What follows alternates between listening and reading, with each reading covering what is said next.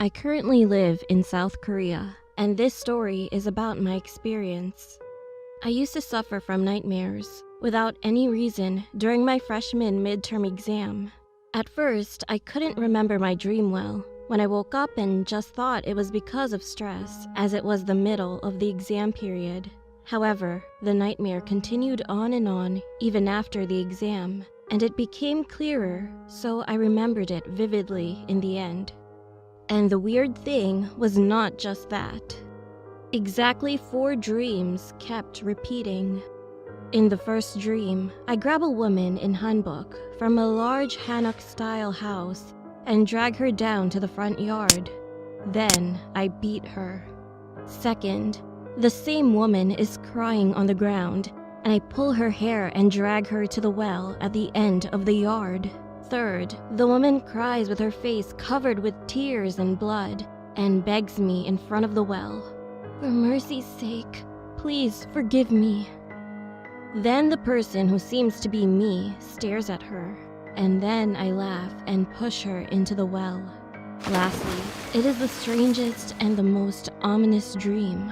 I can hear a woman's voice, but all I see is a well in front of me.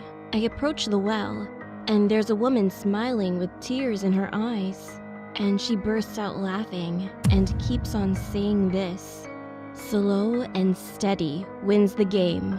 What a joy." I couldn't sleep well while I had these 4 nightmares over and over again all month long. So one day, I ended up going to a fortune teller. After he listened to my story, he said it would be more helpful to experience my past life than to interpret my dream. Half uneasiness and half doubts, I started to experience my past life. And surprisingly, it overlapped with my dream. In my past, I was a woman and I had a maid whose name was Sion. My appearance was not exceptional, and I wasn't talented, while Sion was beautiful and had many talents. Then one day, I heard from the people who seemed to be my parents that they wanted to make Sion marry someone after lying about her being their daughter instead of me. I got angry when I heard that, and the next day I grabbed Sion's hair and threw her into the front yard as soon as my parents went to the other house to discuss marriage. For no reason, she started to beg me, "I'm sorry, ma'am. I'm sorry." It made me angrier, so I stomped on Sion's body violently and beat her in the face until she was covered in blood. Then her clothes slipped down, and I could see a big bruise on her belly. When Sion fell on the floor and sobbed without moving, I then grabbed her hair and headed for the well at the end of the yard. She cried and cried out for help, but I ignored it and pushed her into the well. Finally, I went back into the room and locked the door. My past life experience just ended that way. I think it would be better for you to visit her. After experiencing my past life, he introduced me to a shaman. Usually, I didn't believe that kind of stuff and especially hated shaman stuff.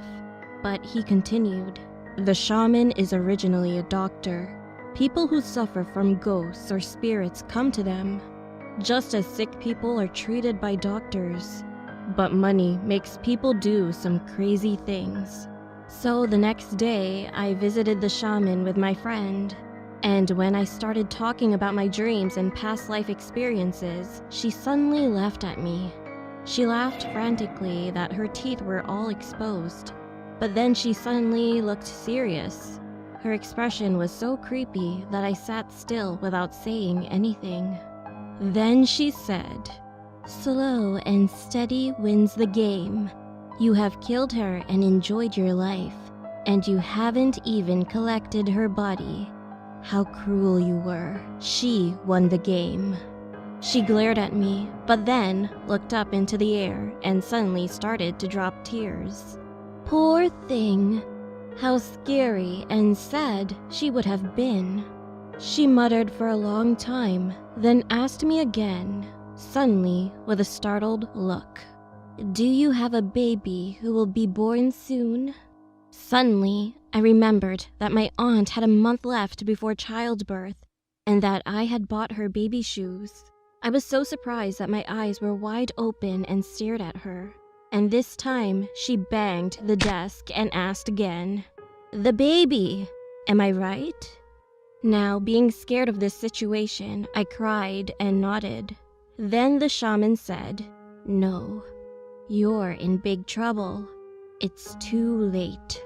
You should have killed the baby." When she spoke to herself, my friend asked, "No way. Why do they have to kill the baby? Why?" This woman killed people in her past life. That wasn't enough. She threw her in the well and enjoyed her life. Her anger and resentment have piled up over and over, and now she came to her. I couldn't understand what the shaman said, so me and my friend were thinking for a long time, and she yelled again, "She will come back as a baby. Now listen to me. Do not stay with the baby after it's born. You must never be with her until her first birthday." "Why?" my friend asked. She then sighed and replied, "The baby remembers the past." After that, we left the shaman's house and went home saying that she was a freak or something like that. However, surprisingly, I no longer had nightmares after I met her. After a month and a little longer, my cousin was born. And a few days later, I visited my aunt with my mother. When she asked my aunt what her child's name was, she smiled and answered. At that moment, my heart sank with her words. "It's Sion." My mother-in-law went to the naming center for her first grandchild, and they told her to name her Sion. Then she will do well and have a healthy life. That's what they told her. I thought it was just a coincidence, but my uncle next to me laughed and said, "But hey, you know what's interesting? She has a big mole on her belly." At first, I thought something was stained, so I tried to erase it, but it wasn't that. Then, as he lifted up the baby's clothes and showed her belly, I collapsed on the floor. It reminded me of the woman's bruise I saw in my past life. I told my mom that I would go first because I wasn't feeling well and left the hospital right away. After that, I explained everything to my mom when she arrived home. She just laughed at me at first, but it seemed like she thought about my story.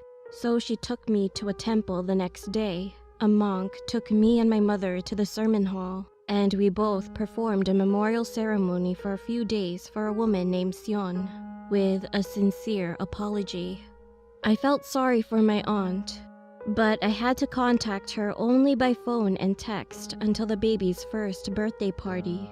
About 2 months later, I had a dream. A woman came to me and I could see she was crying. After I woke up, I called the shaman I had visited before and she said, "Okay, everything is over. You'll be fine." Frankly speaking, I still don't have the courage to see my baby cousin, but hope I can smile at her and see her face someday.